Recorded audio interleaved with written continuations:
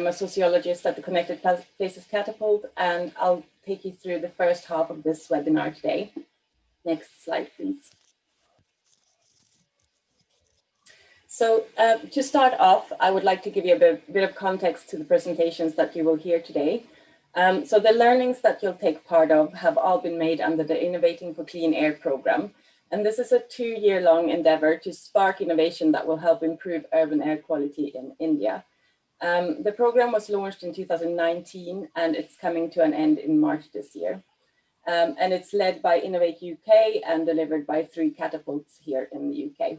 Next slide, please. So to encourage innovation in this space, we've used a highly collaborative approach, working with innovators, local authorities, and academics, to name a few. A cornerstone of the project has been to help foster new collaborations between UK and Indian SMEs. On the left-hand side of the slide, you can see some of our partnering organizations. Specifically, our goals have been to develop and demonstrate air quality interventions and to support the transition to electric vehicles in Bengaluru. Next slide, please. So we used a 2-pronged approach to achieve the goals that we set out, and you can see the specific details of the air quality and EV streams in this table here. And while the approaches differed somewhat, they still shared a kind of common structure. So first, in 2019, we carried out a number of exploration activities to understand the challenges, identify market opportunities, forge relationships with key stakeholders, and share and validate our preliminary knowledge.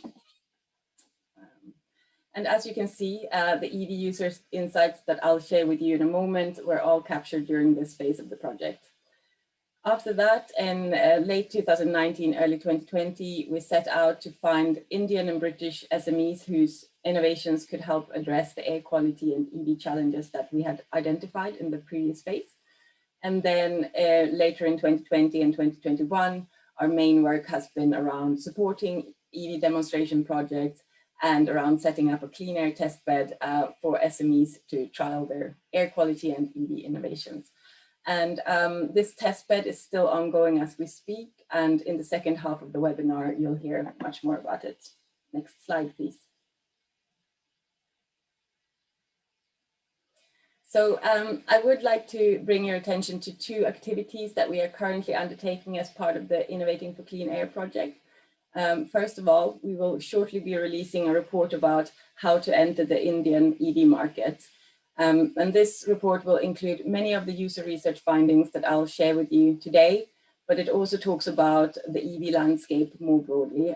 For example, it talks about the policy landscape and matters to do with legal and compliance issues. So if this is something for you, then please keep an eye out for its release on our social media. The other thing I'd like to mention is that we are busy mapping the electric vehicle landscape in the UK. Trying to identify all the relevant businesses in the supply chain. And the map that we have drawn up is currently under consultation, and we encourage input from the public and from companies in the space just to help make the map more accurate. So if you feel you can and would like to contribute to this, you have until the 26th of February before the consultation closes. So it's not a whole lot of time, but still at least a week to go. On a more general note, if you would like to learn more about the program, please get in touch or visit one of our program websites. Next slide, please. So moving on, in front of you, you have the agenda for today. We've already covered the Innovating for Clean Air project, and as our next stop, I'll tell you about the electric vehicles user research, and this will be followed by a Q&A. After that, I'll hand over to my colleagues, Laurie and Dominika, who will guide you through the second part of the session. And this will revolve around the ongoing Clean Air Street testbed. And here you will hear from Urban Morph, Musty Bikes, and Buy My EV about their involvement in and experiences from the testbed. This will also be followed by a Q&A, and then we expect to close the event at 10:30. So that was a little bit about the background to this project and the presentations. Let's start with the EV user research. Next slide, please. So what I'm going to share with you now are the key findings from our electric vehicles user research. And as mentioned, this was part of a wider exploration activity in the early stages of the project, just to get a better understanding of the specific challenges and requirements for EV adoption in India. Next slide, please. And the reason we decided to do the research to the level of detail that we have is that we discovered quite early on that there was a lack of publicly accessible research into EV user requirements in India and Bengaluru more specifically. So with this research, our aim was really to try fill in some of the blanks so that innovators in the space would have a better chance at delivering what end users need and want from EVs. As for our methodology, we used a qualitative approach to capture information about things such as current travel and pain points, attitudes to EVs, and experiences of using EVs. And we focused on users of 2- and 3-wheeled vehicles because the 4-wheel vehicle in India is still very, very small. And apart from speaking to transport users, we also engaged with a smaller number of local companies to find out what their views on EVs were. We weren't doing this entirely on our own.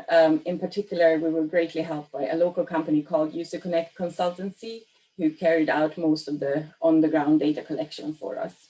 Next slide, please. So what did we find out? Well, when it comes to current travel behavior, the personal use drivers in our sample used their 2-wheelers for shorter trips within the city. And the purpose of their journeys were usually things such as going to work, dropping children off at school, going shopping, or doing social visits. For our professional drivers, they typically covered much longer distances each day, sometimes up to 150 kilometers. And some of them would start their workday very early and then finish pretty late, but they would take an extended break in the early afternoon when business is slow. When we asked about pleasures and pains with current travel, the 2-wheel vehicle users said that a 2-wheeler is one of the better alternatives for personal transport in Bengaluru. Our participants liked that they were easy to use and easy to navigate in traffic and congestion. They felt parking was relatively easier than, for example, with a car, and that these vehicles were ideal for multi-stop journeys. And central pain point among all our participants were congestions, issues finding parking, poor road conditions, and poor air quality. And the air quality aspect was particularly difficult for our professional drivers who spend a lot of time on the roads. Next slide, please. So when we asked our participants about their overall attitudes to EVs, we found that they were generally very positive about them. In particular, they felt EVs would have a considerable impact on air quality. In fact, this was something that almost everyone we spoke to mentioned. They also felt that an EV user is perceived very positively by others. So there was a strong link between EV use and a positive social image in our data. And because of these positive connotations, some professional drivers and businesses thought that switching to an EV might actually help attract customers. Next slide, please. But despite these overall positive perceptions of EVs, we were still kind of left with the question why adoption is not taking off in India then. And we already know that upfront cost is a prohibiting factor for a lot of people, but we wanted to find out what else was standing in the way of EV uptake. And in front of you, you have the 4 central problem areas that our user research uncovered. They were perceived and experienced challenges relating to driving, charging, cost, and something that we've chosen to call ecosystem reliability. And I'm going to take you through each of them in a little bit more detail now. Next slide, please. So the first concern is around whether electric vehicles will meet the driving needs of users. And there's much pointing to EVs being quite well suited for Indian driving conditions, since these are characterized by low speed, shorter distances, lots of idle time and starting and stopping, which EVs are generally quite good at coping with. But still, the prospective users to our sample are not certain that an EV will perform safely and well on Indian roads, worrying about things such as low speed, poor acceleration and capacity. And I should say that these views are quite opposed to how the EV users in our sample described their driving experience. To them, driving an EV was felt to be smooth, much more comfortable and easy than driving an internal combustion engine vehicle. So when we examined this a little bit closer, we found that often when people were sharing their expectations of EVs, they were they seemed to be basing these expectations on what they knew of low-powered lead-acid battery vehicles. And these vehicles are much more common than the comparatively powerful lithium-ion battery vehicles. And they've been around for longer. So it's not so surprising, perhaps, that they would play a big role in shaping people's attitudes to EVs. Another thing that came up when we asked about driving was the concern that electric vehicles aren't resilient enough for the road environment in Bengaluru. For example, when it comes to how the road network is designed or what the condition of roads are, and even weather at certain times of year. And this was particularly emphasized by professional drivers and businesses who would cover long distances a day with their EVs. So we didn't find a lot of evidence to the contrary when it came to this. So there's potentially an opportunity here to improve the resilience of EVs for commercial use. Next slide, please. So the next area of concern is about charging. And concerns about charging and range are definitely at the forefront of prospective EV users' minds, which kind of makes sense because it's perhaps the most unfamiliar thing about switching from an ICE vehicle to an electric vehicle. And here there was a stark contrast between what people believed and what they had actually experienced in terms of charging, especially for personal travel. The people in our sample that didn't yet use an EV, they thought charging would lead to considerable and mostly negative changes to their travel routine. The perception was that an electric two-wheeler would, for instance, need recharging very often, that charging would consume a lot of time, and that more journey planning would be needed overall. By contrast, the people in our sample that was currently using an EV, they rarely charged every day. They thought planning and refueling was no more time consuming than for a petrol vehicle. In fact, some of the people we spoke to felt freer now that they didn't have to adapt to petrol station schedules, and instead they could just charge at home at their own convenience. And just to be clear, if you look at how people actually travel in Bengaluru, for a typical personal use two-wheeler, range is really shouldn't be an issue. According to one study that I saw, the average commuter in Bengaluru travels around 19 kilometers per day or less, while mostly fully charged electric two-wheelers can travel for around 60 to 80 kilometers before having to recharge. So here as well, there's a huge gap really between expectations and reality, with a lot of room for improved awareness. Next slide, please. But the charging story is different for professional drivers and fleet operators, because since they often cover long distances each day, they will need to stop and charge throughout the workday. And for some, this was completely unacceptable because the income loss would be too great for them. But others that we spoke to, especially those that already took an extended break in the workday, they felt that it might be easy enough to fit a charging session into their existing schedule. But overall, there was a desire for fast charging or ways to circumvent charging altogether, like battery swapping services or even a solar panel was mentioned. But this group is very sensitive to increased costs, so any solutions would have to be affordable. Businesses that we spoke to expressed a similar need for alternatives to stopping and charging during the workday. And for those that were providing transport services, range anxiety among customers was seen as a major drawback of transitioning to electric.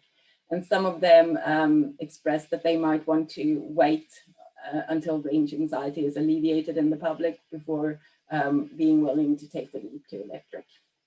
Next slide, please. So our next area is cost. And when it comes to this, there's little doubt about what the upfront cost of buying an EV is, but that's really where clarity ends when it comes to the total cost of owning and using EVs. So to take a few examples, our research participants were uncertain about things such as how much more or less fuel would cost if they were to switch to an EV, with some people even thinking that it would go up by a lot. Participants also didn't know how long a battery would last them or how much it would cost to replace it. In addition to this, there were misconceptions about maintenance, with some thinking that maintenance costs would increase with an EV. And then a final example, for fleet owners, the total cost of transitioning to electric was unclear to them.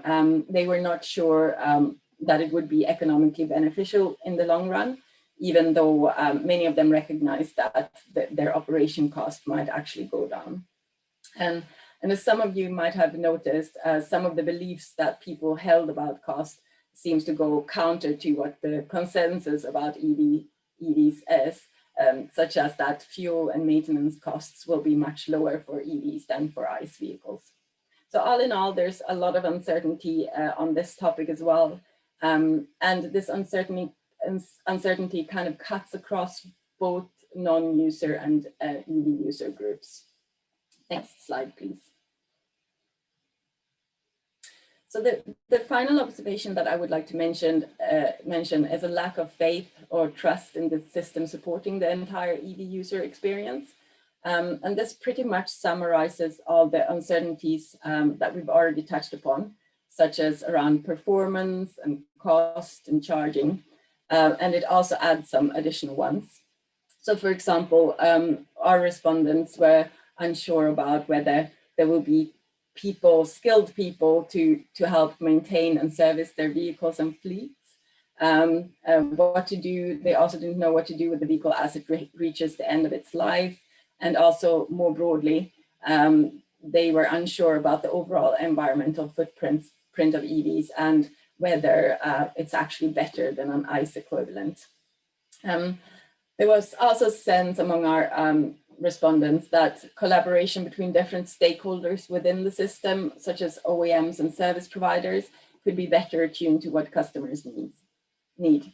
So the problem with this is that the harder it is for customers to picture clearly what life with EVs will be like, and that they will be supported throughout the journey, and the more risky the decision to switch to electric will feel. And the more risky it feels, the less likely it is that they will actually end up taking the leap to electric at all. So here, it's really a question of making customers feel that different parts of the system are interconnected and that there are trustworthy people and services available to help them navigate the system at critical points of the journey. Next slide, please. So to summarize, the central challenge areas that we've identified concerned driving, cost, charging, and ecosystem reliability. And one thing that came through very strongly in our data was that the difference between perceived challenges and experienced ones. And what you can see in the challenge space at the top half of this slide is an attempt at organizing the challenges roughly according to whether they apply to people who have never used an EV or if they apply to people who have and are currently using EVs. So for example, on the far left, are challenges pertaining to a lack of awareness and experience of EVs, most common in groups that have never used EVs before. And here we found that this materialized itself very much in the shape of misconceptions and negative understandings of electric vehicles. And then as you approach the right-hand side of the challenge space chart, you find that pain points are more concrete. Here it's more about a lack of, for example, appropriate charging provision when away from home, or that vehicles can't really cope very well with road conditions. So another way of thinking of this is that on the left-hand side, we have challenges that hinder people from adopting EVs in the first place, while on the right-hand side are challenges that will hinder repeat use or purchase. So these are, in a way, kind of two sides of the same problem. Moving to the bottom of the slide, when it comes to opportunities to improve EV uptake, these follow the challenge areas quite neatly. On the left-hand side, it's mostly about improving the provision of information to customers and about affording them to experience EVs firsthand. And then the further right you go, the more it becomes about, for example, software solutions to provide more timely information during journeys. And then on the furthest right, you find the need for technological improvements to help address needs relating to, for instance, vehicle design. And underpinning all this is the need for better collaboration among stakeholders in the EV ecosystem, and about presenting a unified front to customers so that they can feel reassured that their needs will be met. So this was a high-level summary of the challenge and opportunity spaces. If you are interested in more detailed recommendations that came out of this research, I would really encourage you to download and read the EV market entry report that I mentioned earlier. And again, we're going to publish this next month, so keep your eyes out for it. Next slide, please. So yeah, that was really all from me. We now have time for a few questions. And if you're unfamiliar with how this works, at the bottom of your Zoom window, you have a little button that says Q&A. So you just click that and then you type your question in. And while you do that, I'll have a look at what we already have.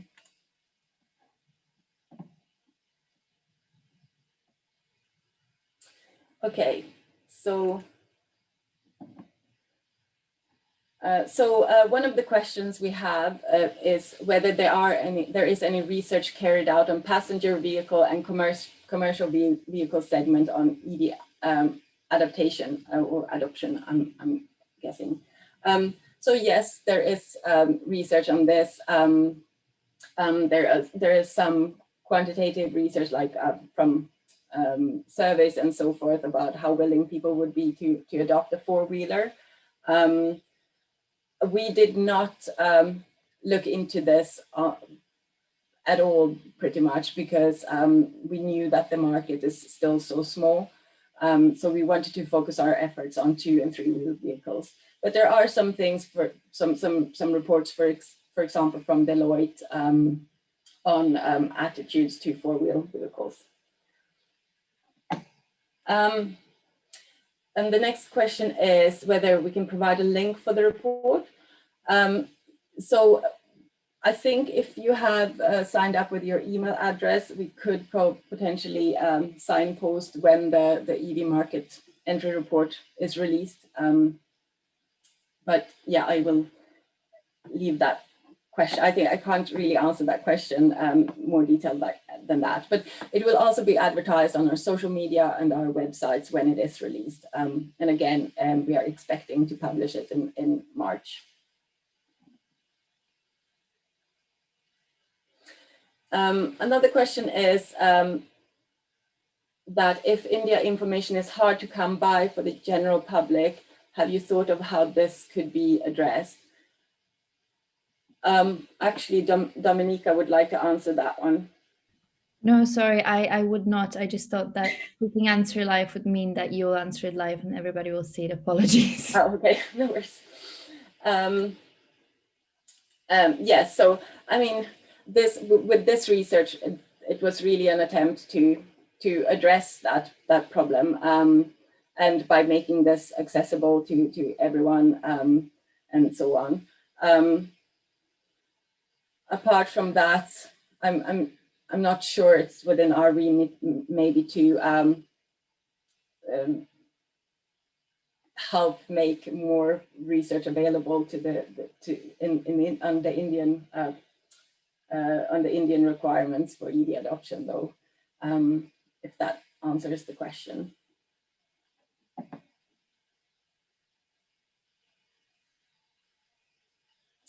The next question is, do you know what the Indian or Asian EV investor appetite is like for UK EV companies? No, I cannot answer that question. It's really outside of the scope for the research that I've done. It's definitely, yeah, it might be something that we address in our EV market entry report, but yeah, I can't dig into that anymore. Next question is, maybe some Indian press articles to coincide with the report would be helpful. Yeah, that's a good suggestion. I'll bring that to the team. And then another question is, doesn't the lack of information affect the results of your research?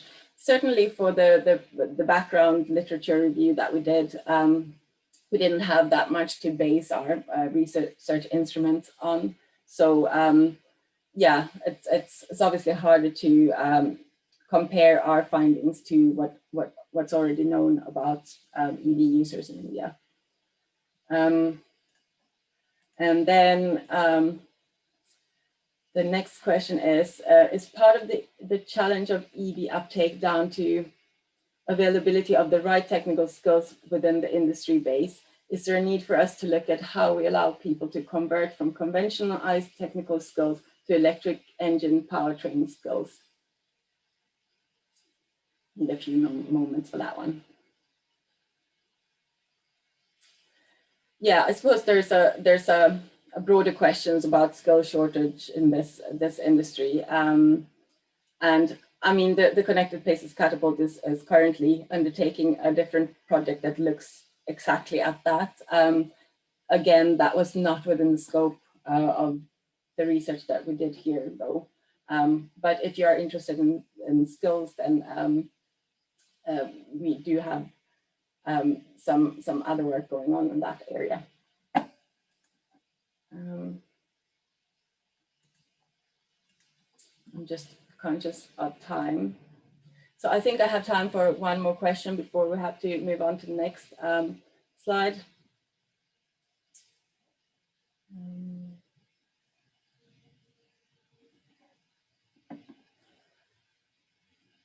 So another question is whether there are any government policies to encourage UK companies to enter Indian markets. And this one I'm also going to defer to the EV market report that we will be publishing. I think you will find your answer in that later on. And I think that's all I have time for now. But thank you very much for listening. If you'd like to know more about the research, please get in touch. I'll now hand over to my colleague Laurie, who will introduce you to the second half of the webinar. Thank you very much. Hello, good afternoon or good morning, depending on where you're joining us from. I'm Laurie from the Energy Systems Catapult, and I've been working from the UK as part of this IFCA project. So the next half of this webinar is going to be looking at the Clean Air Street, which is an ongoing project in Bengaluru. We're going to have an introduction to the street from Satya from Urban Morph, who's been instrumental in the organisation and facilitation of the project. And then we'll hear from a couple of the innovators who've been showcasing their electric vehicles on the street. At the end, there'll be a Q&A session similar to what we've just had. So feel free to add your questions as we go through the presentations through the Q&A function, and then we'll discuss them at the end.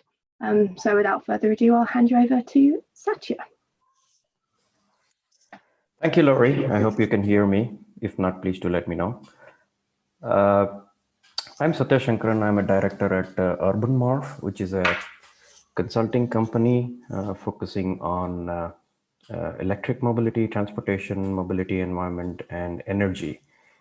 What we do is provide a connection between electric vehicle innovators and the market in India to try and see how we can make this transformation of internal combustion engine to the EV happen. As you may have already noticed from the surveys, some of the questions were availability of information on electric vehicles, the total cost of ownership, the understanding of what the electric vehicle really is, how does it look and feel, what kind of makes and models are there, because there's really a lack of storefront availability of this vehicle to test them or drive them out and try them out, right? They're mostly made by niche industries, and the market is pretty huge. In Bengaluru alone, we have 8.5 million motor vehicles for a population of about 11.3 million, out of which 80% of those, maybe 7.5 million, are two-wheeled motor vehicles, or what they call motorbikes and scooters here. And the last reports said the uptake of electric vehicles is around 15,000 in total. So you can see the headroom for growth. It's a very nascent market. It's going to pick up, and we're just talking about transitioning the existing stock of vehicles over to EV. Even if you can get 20% up in the next decade, it's a big effort. We did realize that a lot of the vehicular uptake was on the not on the four-wheeler, but on the micro-mobility and the two-wheeler side of things, and even smaller form factors. And we wanted to try and see how we can bring innovators together. So in association with Catapult, we started this the effort to identify a street in the city to allow the innovators to demonstrate their products and talk about what the electric vehicle ecosystem looks like, and demonstrate their capabilities, and also receive feedback. So the Clean Air Street started in November in an area in the center of Bangalore. It's called Church Street. You can look it up on a map. It was recently built with cobblestones to make it walkable, but unfortunately we were never able to cordon the street off to make it permanently walkable. So we chose this as an excuse to try and do that and promote active mobility and electric vehicles. Can we have the next slide?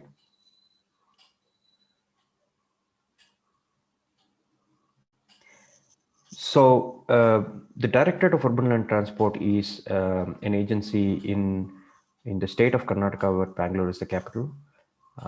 It is responsible for planning of transportation related interventions and infrastructure planning as well. It's one of its kind in the country. It plans for the entire state of Karnataka. We collaborated with them and the Indian Institute of Science to do certain studies around the economic impact analysis for the street itself. And we wanted to transform this particular street. It's about 500 meters, 750 meters long. We chose a 500-meter stretch to completely pedestrianize, block the entry of motor vehicles, and allow pedestrians, cyclists, and the innovators alone to operate. Next slide, please. And we chose to do the test bed with the innovators. You will hear from two of them right after me. Some of the benefits that this particular street offered was to provide a live environment for innovators. They could test it, but this provided a very good catchment. The footfalls have been upwards of 100,000 for the entire month of December, and it's been averaging about 15 to 20,000 people every weekend.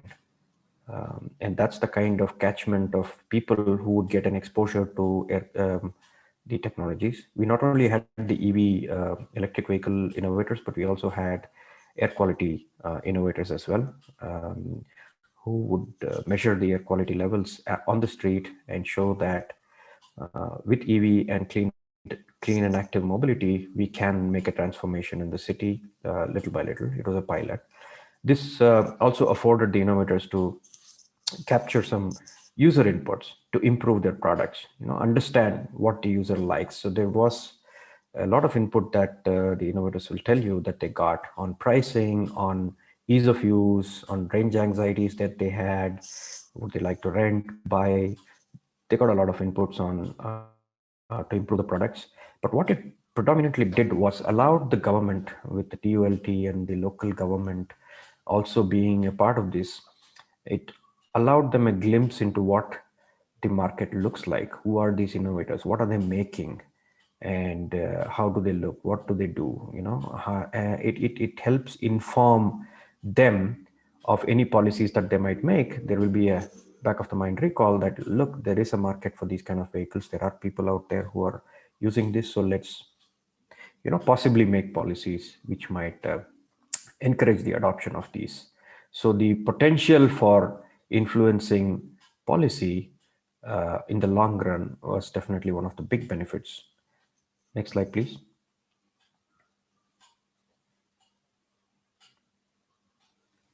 We had close to 10 innovators, and 4 more joined them in January.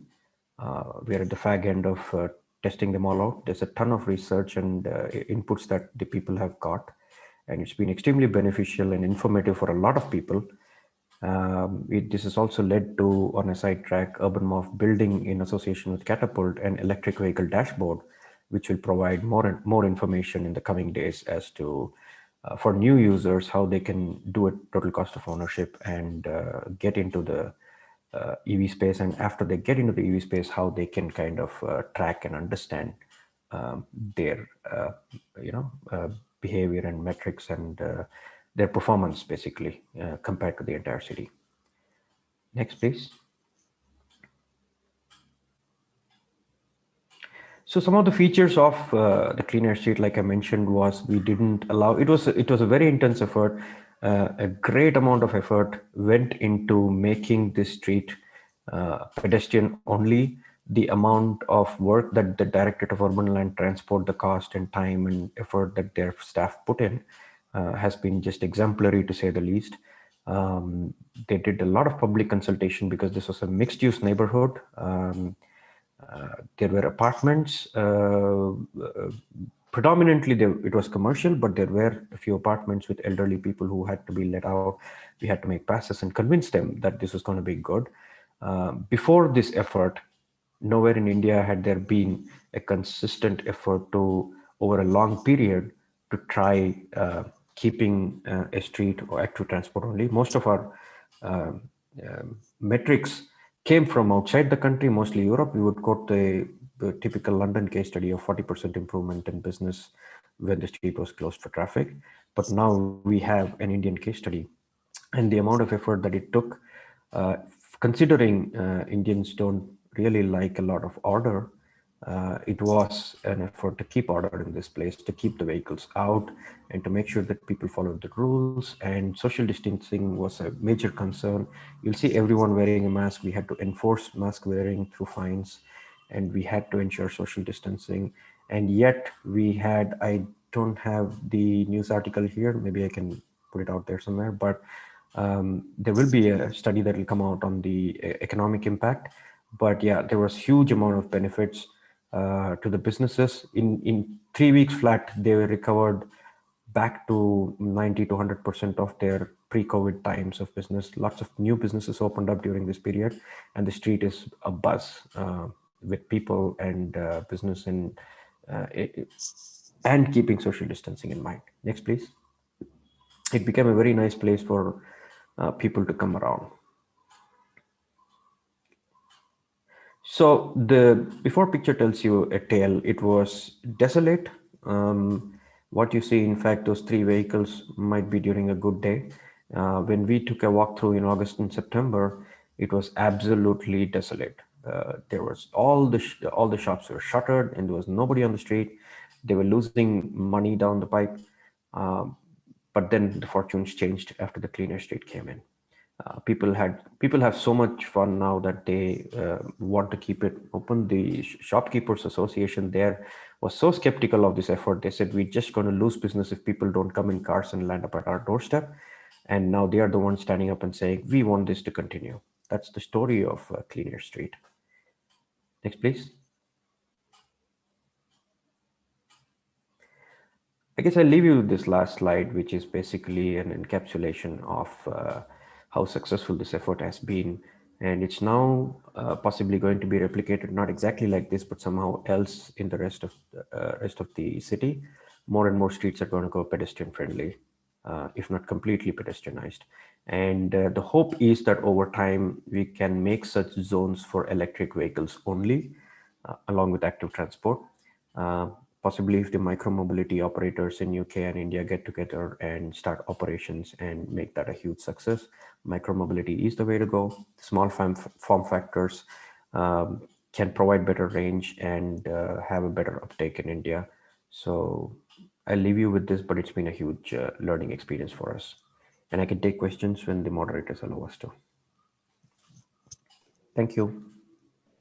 Thank you for that, Satya.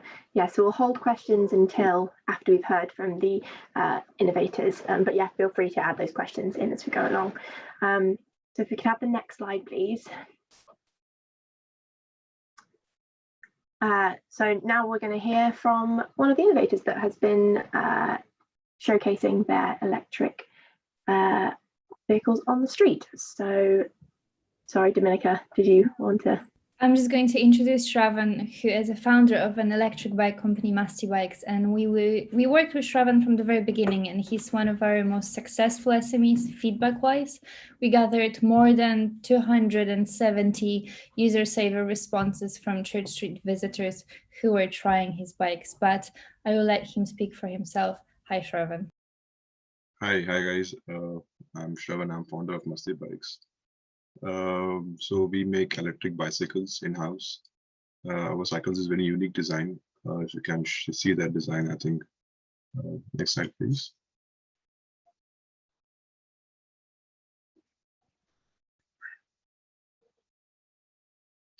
Right. So the agenda of the design of the cycle was it should be universal.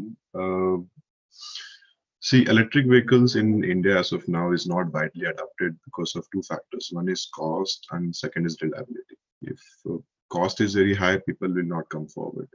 And some people who come forward, despite of the cost, they are not very sure about the reliability of the vehicle or the company itself who is selling these electric vehicles.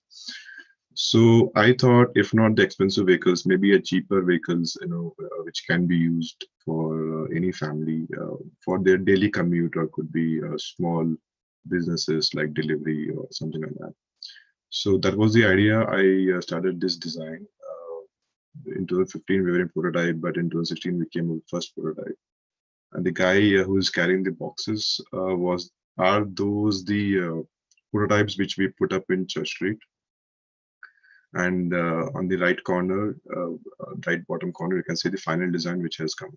So the transition between the prototype 1 and the final design was based on lots of feedbacks taken from the Church Street surveys. There were a lot of people who shown interest in the bicycles, but again, these people are very skeptical around the cost of the vehicle, though it is very reasonable and competitive. But yeah, there were quite a few who were interested, and they came and they took a test drives. They had fun with the cycle. They gave it to their daughters, sons. They asked a lot of things about the torque, the speed, the range of the batteries, and all. I think that was my approach. I thought, like, let's build a cheaper vehicle so people can get comfortable with first. And then they can, in the long run, they can think about buying a higher version of electric vehicles for once they gain that trust on the smaller vehicle. Next slide.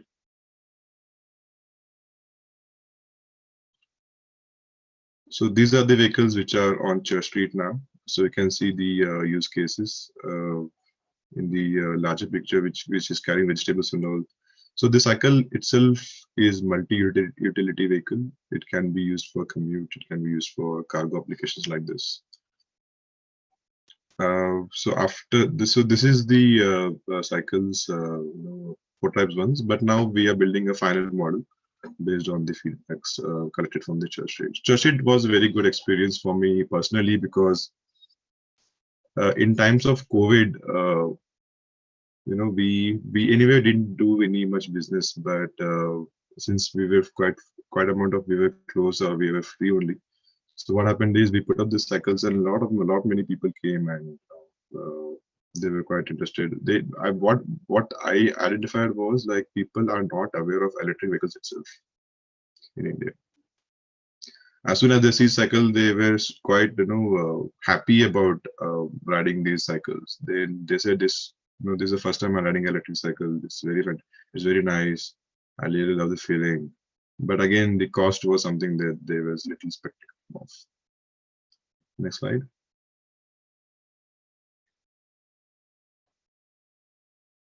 Yeah, so you can see the use cases here. Adults are using it, children are using it. Many people can use the cycle. I think that's all about the cycles. If you have any questions about the market or experience, I will be happy to help you.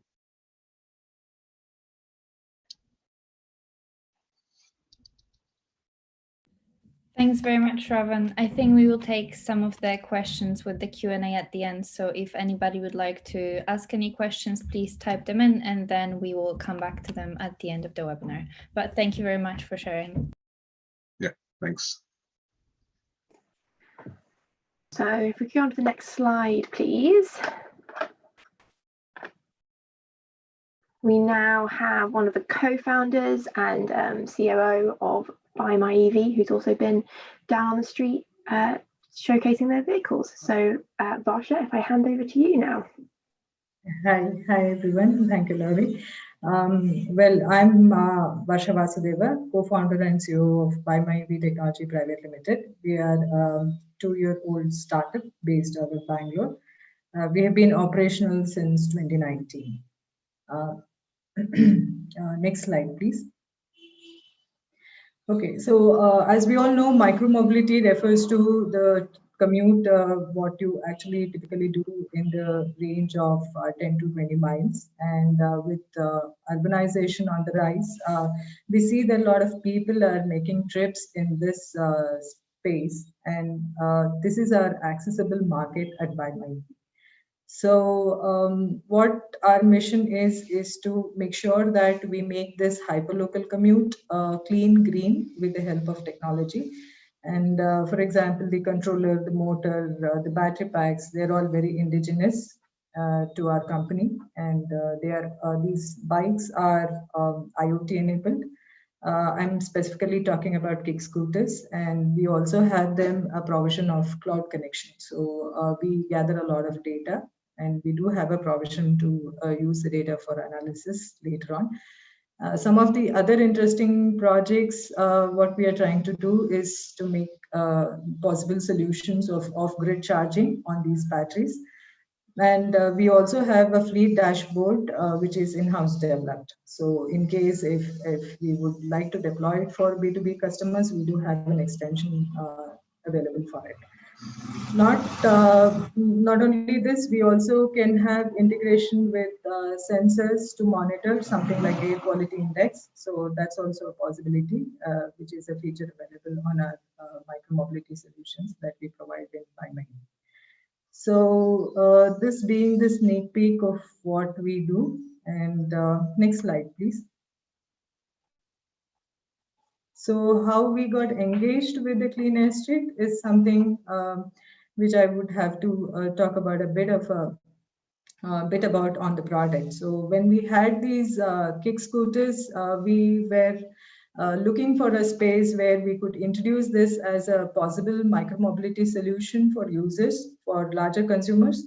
And to get a ground like that, it was very challenging. That was the first of the challenges. And the second of all, in order to showcase the capability of the product, so that it could have an integration to have extensions added to it for sensors and other stuff, or any kind of commercial engagement. Getting an audience for that was also quite a challenge. And above all, we were not sure about how the consumers would react to a product which would typically talk about as a solution for their daily commute problems for first, last, or short mile commutes. So as you can see in the picture, this product is a foldable kick scooter, which the foldable technology is patented. And a little bit on the specs of it, it supports 36-volt 8H, and it actually can go up to a maximum distance of 20 to 25 kilometers, so very ideal for micromobility, and with a top speed of 25 kilometers, which is very much in the safe limits. And so coming to the association with Catapult, we were associated with them almost from August 2019, and we were trying to explore synergies where we wanted to see how we can manifest our mission into achievable milestones. So when they announced the Clean Air Street project, like I know, I mean, you've already heard Satya speak about the exact location. I'm not sure how many of you have got a chance to see this place or have been part of this event, but the street actually has a metro station. So this was a very ideal place for us to bring in a device and give it as a solution to people and say that, hey, look, this is your last point. From here, if you want to commute further, you can actually use a micromobility solution for it.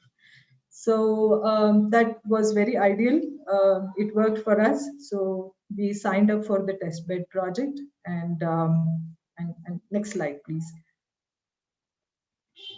And what we typically did, our main intent was to see how we would, how users would react, or how consumers would react to the product what we have in terms of solution.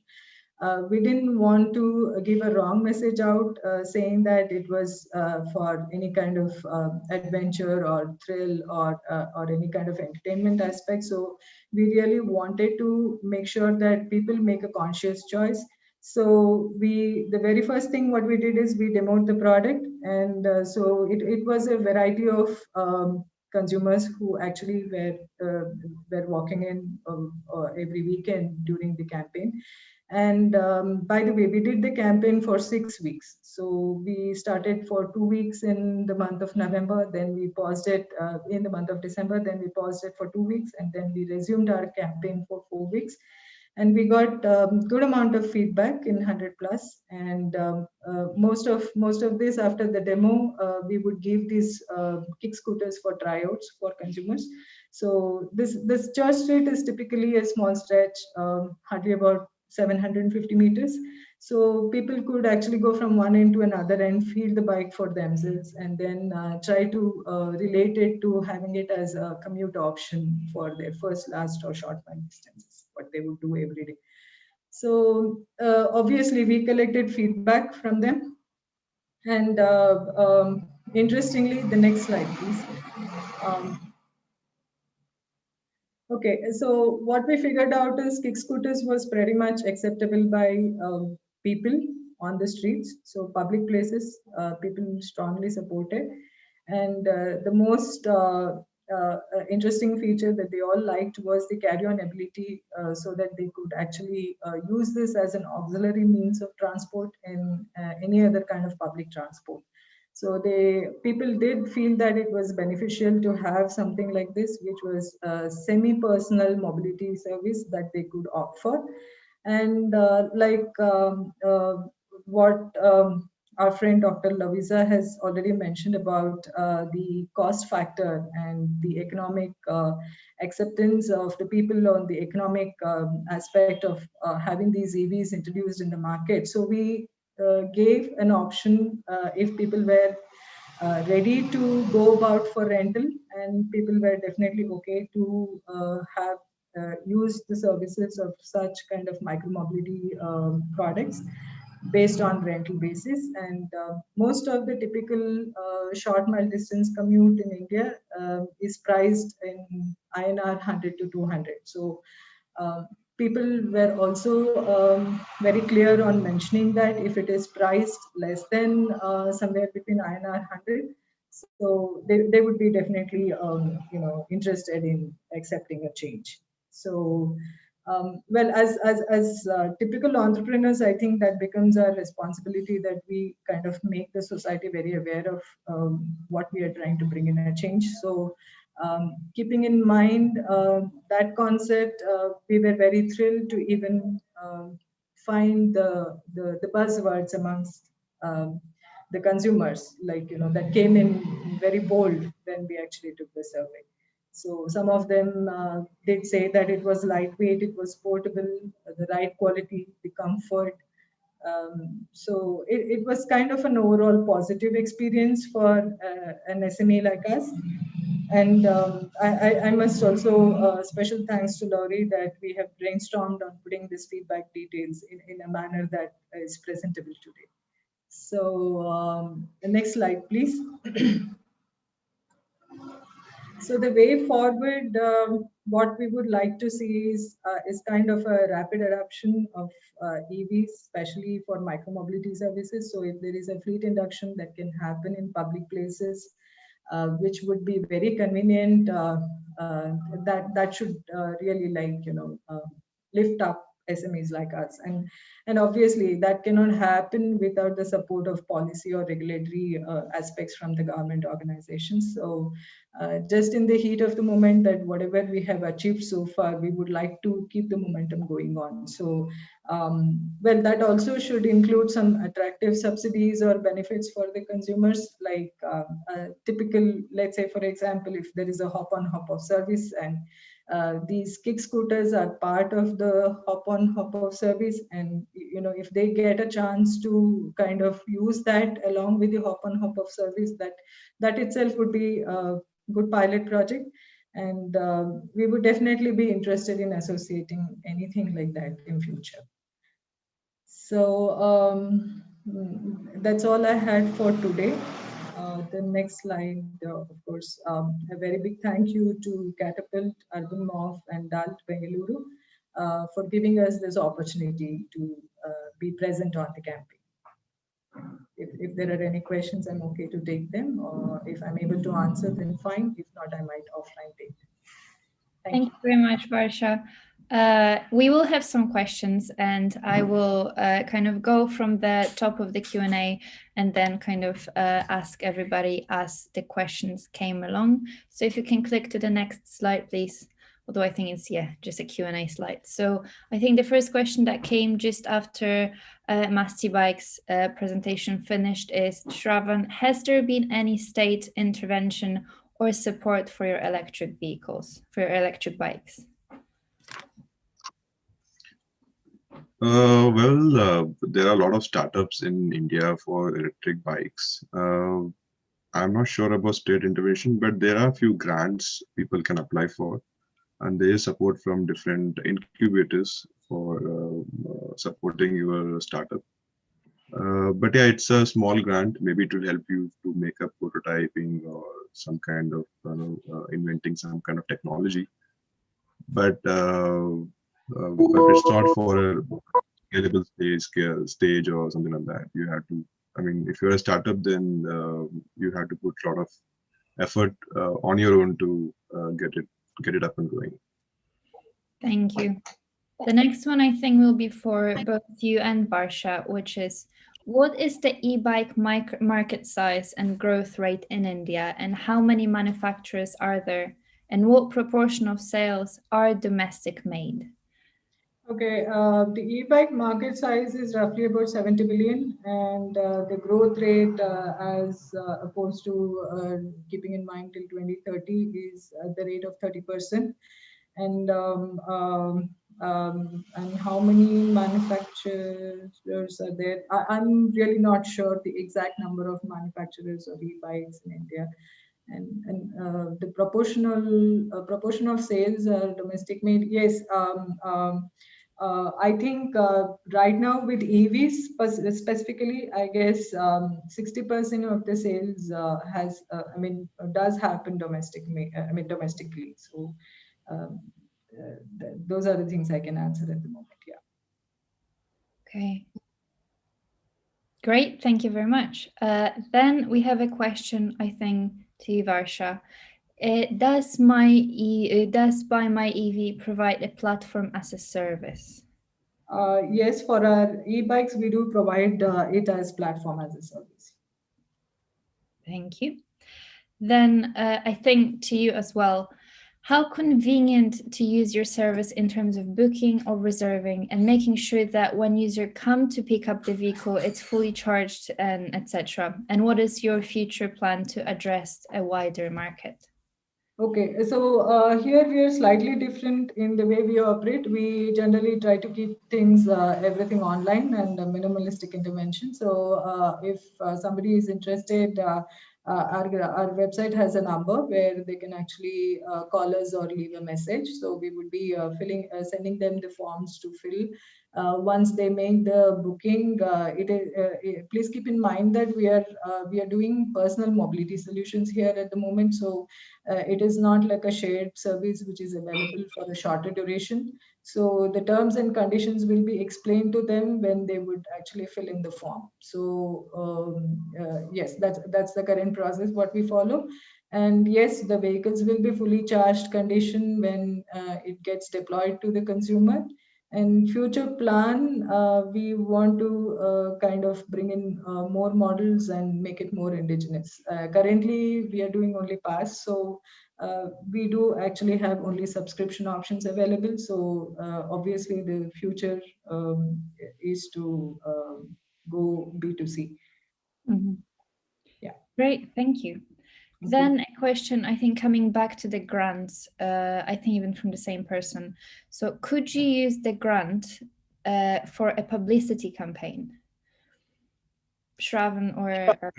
No, I don't think so. They are very specific. The grants are very specific for your inventing your technology or creating your prototype. Publicity campaign, maybe some kind of you have to approach for angel investors or VCs, not for grants. Okay, thank you very much. Then we have a question to perhaps to the Catapult team as much as anybody else. Could you advise if some UK companies have been involved in this initiative and in which areas? And where do you see the most opportunity for future UK-India business innovation and collaboration in this space? Or have some already started perhaps? And I may start answering, but then if anybody would like to jump in, please do. We have collaborated with both Indian and the UK SMEs. So, for example, in the Cleaner Street itself, we have a couple of UK companies that have deployed mostly in terms of the air quality sensors. So we have, and also we have a UK company that has deployed in homes testbed, because apart from the Cleaner Street, we also have, as a part of this Cleaner program, a testbed when we are testing directly with the customers and people who live in their homes. So that was also an air quality sensor company. We also have a company, Airhead, who are deploying pollution masks, and we are testing them, and Satya is facilitating this with a group of cycle to work commuters in Bangalore. So we're testing those anti-pollution masks with them, and perhaps hopefully we will also test it with the Bangalore traffic police. So we already have a bit of UK companies involved in this program, but if anybody would like to add something to this, you're very welcome to. Yeah, I can add a little bit on some of the other UK SMEs that have been involved in the broader IFCA programme. We've not had any UK EV SMEs deploying on the Clean Air Street, but we have had some pilot projects start with UK companies.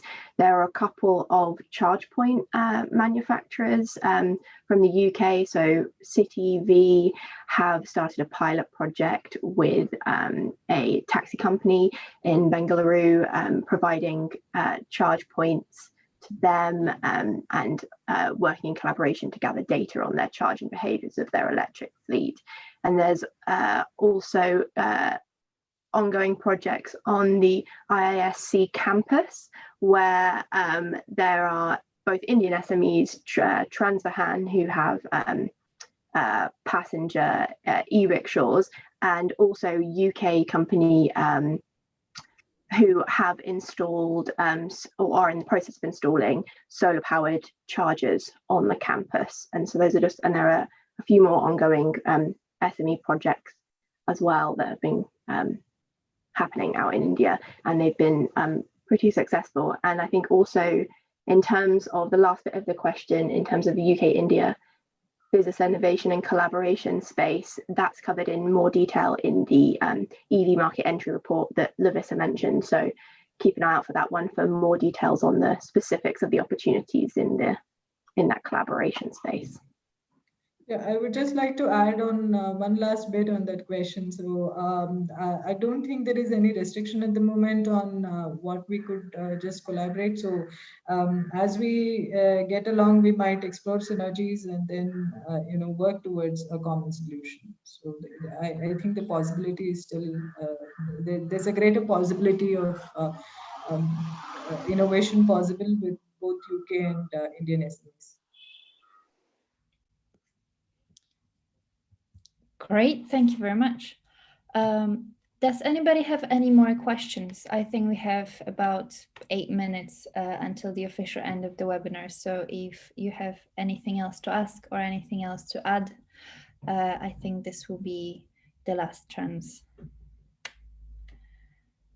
I don't see any coming in, so I think I will hand it back to, I don't know who to hand it back to, really. I think just like to say thank you very, very much, everybody, for coming in and listening to us today. It's been great to have you, and it's been great to share this work that we've been doing. And I would like to very much thank Satya, Varsha, and Shravan for dialing in and sharing your experiences, because without you, this would literally have not been possible. So the huge amount of work and kind of putting up with all the difficulties like COVID, and obviously, we were supposed to meet each other many times in person, but that obviously never happened. So this is also a good example that a collaboration in between two continents and two time zones in a time like this is very possible. So again, thank you very much. And actually, one last question. We at Mitera Technologies provide consultancy to mobility sector in making device connected to manage the fleet and generate insight. Great, that's very good to know. Thank you for sharing this. If you would like to, know a bit more about what we're doing or be in touch, then please do get in touch with the Catapult